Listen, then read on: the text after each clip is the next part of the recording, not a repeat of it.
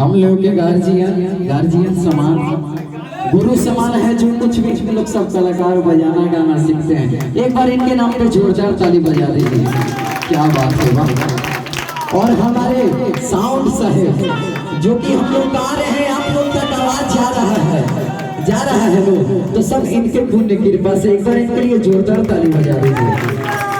और हम गावतनी जे भी सुर ताल माई के दिन भर और सबके दिन भर हमारे म्यूजिशियन गार्जियन साहब के लिए भी एक बार जोरदार ताली बजा दीजिए,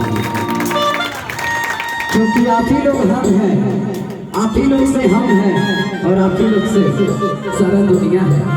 अगर आप लोग नहीं रहते तो है आदित्य गावत देखिए, नाचे में कौनो बुराई ना हो।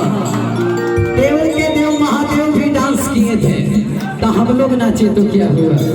अगर हमारे नाचने से हमारे भाई लोग चाचा लोग सब खुश हो जाते हैं, तो हम जिंदगी भर डांस करते रहेंगे क्या? सही बात है लोग, एक बार ताली बजा दी थोड़ा। अरे ही में भाव लगल का हाँ, अरे चढ़ते दशहरा तू ससुरा से आइलो,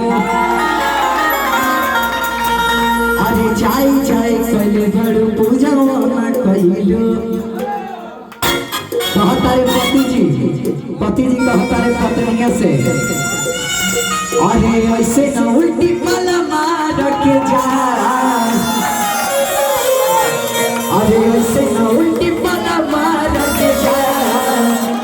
आई लूटा दियावा बाज के जा मैया, आरती उतार के जा। क्या बात है, भाई लोग की तरफ से बहुत बहुत पुरस्कार आ रहा है, इनके लिए एक बार जोरदार ताली बजा दिए सभी लोग। आए लेते हैं चौमुन में क्या 1 2 3 4।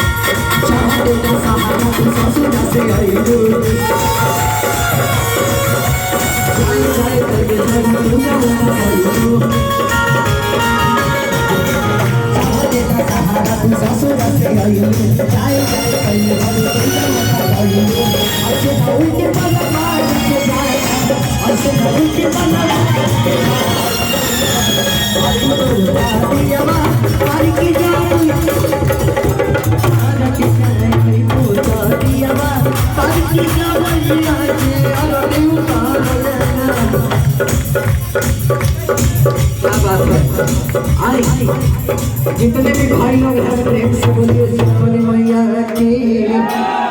क्या बात है, आरा के भाव लगा